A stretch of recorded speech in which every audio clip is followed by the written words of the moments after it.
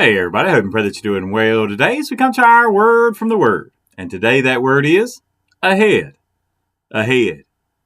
And when we think about looking ahead to what God has in store, what's your attitude when you look ahead to maybe what tomorrow holds? Quite often in our world that's so chaotic, we get worried about the things that we cannot control. And instead of remembering what the Lord said, hey, every day has enough to worry about in itself. Don't worry about what tomorrow may hold. We love to say this truth, and I was actually just talking with a coworker about this. Right? I don't know what tomorrow holds, but I know who holds tomorrow. And as God has been leading the Israelites, even though He's been leading them through the wilderness for these 40 years, and it looks like they're aimlessly wandering, God had a plan and a purpose. And remember, they asked for a lot of that because of their sinful rebellion against God. And you see in Numbers chapter 33 today, you see as he goes through the record of kind of how they went around in the wilderness and brings us to now being across from, in the land of Moab, across from Jericho.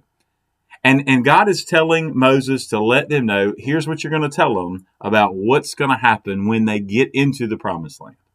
Not if, but when. When they go, here's the key.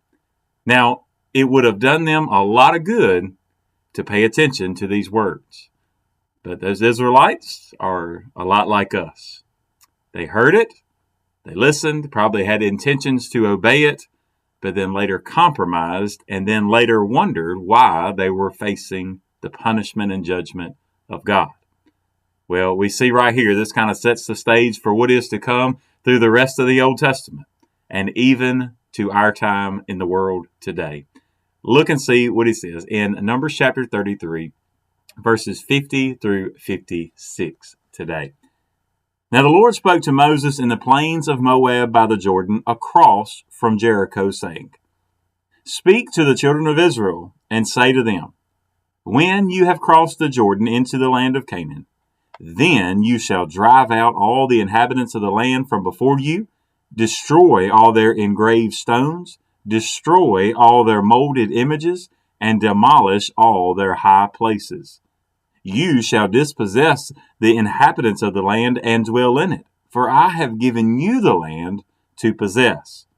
And you shall divide the land by lot as an inheritance among your families. To the larger you shall give a larger inheritance, and to the smaller you shall give a smaller inheritance. There everyone's inheritance shall be whatever falls to him by lot. You shall inherit according to the tribes of your fathers.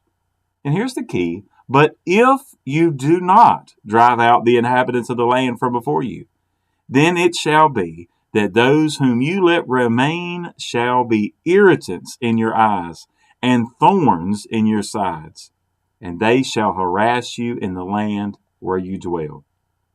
Moreover, it shall be that I will do to you as I thought to do to them. This sets the stage for all that is coming in the rest of the Old Testament.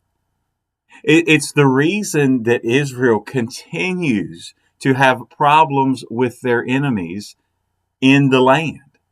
And it's because, as you're going to find out as they go on in, they don't drive everybody out. They don't destroy everything as they ought to. And as those people linger around, they begin, instead of Israel being a witness to them, those pagan nations that are there in the land that belong to God anyway. That's why he has the right to give it to whomever he promises.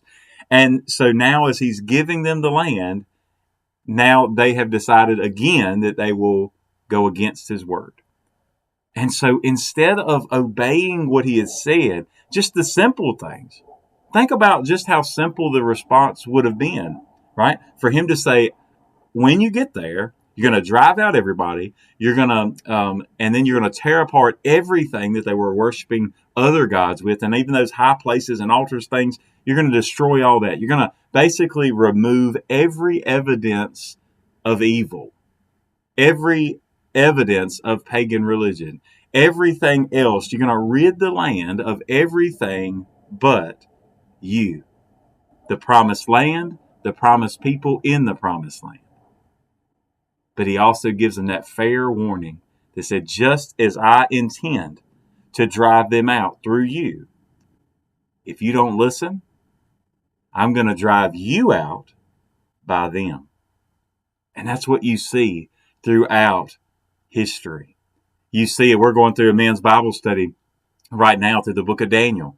And that's why you see, how did they end up in Babylon in the first place? But because old King Nebuchadnezzar, right? It's not because his power, it's because God used him as a tool, an instrument of judgment against the people of Israel because they didn't listen to what God told them before they even went in. Even worse, all the older generation has passed on now. They've passed away and are not entering into the promised land. But surely they have heard and they have seen with their own eyes those family members that have died in the wilderness because of their sin, and yet they cannot see past that to see the truth of what God is telling them. And I think the same thing, we do the exact same thing. God has told us what he expects from us. We listen to it, and we have seen evidence of judgment on others. We see evidence throughout his word. We see evidence even in our past lives, in our, I won't say our past lives like we've had multiple ones. Previously in our own life, we've seen God do things and we've paid the price. But yet when we look ahead, we still don't follow the word of God. That makes absolutely no sense whatsoever. And yet we'll turn and ask God, why are you turning? Why does it seem like you're coming against me? Why does it seem like you're turning against me and my family and our church and our nation and all these things, when actually it was not God that turned away from us. It was God fulfilling what he told us. Man, I've given you a plan to do. I mean, similarly to the Israelites, right? He has given us a command to go and tell the world. But even if we don't, it says the rocks will cry out. You remember what Jesus said as he was entering into Jerusalem before he was crucified? Right? As all the people were praising, it says, hey, the religious, say, hey, aren't you going to stop them from doing it? It says, even if they were to stop, even the rocks would cry out. And I'm telling you, there's coming a day, because the church keeps getting quieter and quieter. There's coming a day that the rocks are going to cry out. And it's when Jesus steps back and places his feet back on this earth that the rocks are going to cry out better than the church, I won't say ever has, but probably at least in our day and time seem that they're doing a much better job than we are. So today, what do we take from all of that? As we look ahead, we know who holds the future. We know who's in control. Why don't we just simply listen to him and obey what he's told us to do?